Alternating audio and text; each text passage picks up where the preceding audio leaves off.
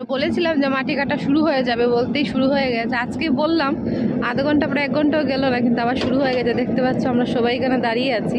আর এই যে বাঁশগুলো দেওয়া হয়েছে, এগুলো হয়েছে সীমানা। এই যে রোদ্রের জন্য দেখা যাচ্ছে না, এখানে ছোট ছোট করে বাঁশ দেওয়া হয়েছে। আর এই যে এইখানে হয়েছে আমাদের ওই যে দেখতে পাচ্ছ ওয়াল দেওয়া আছে, এটা হয়েছে আমাদের পিলার দেওয়া হয়েছে।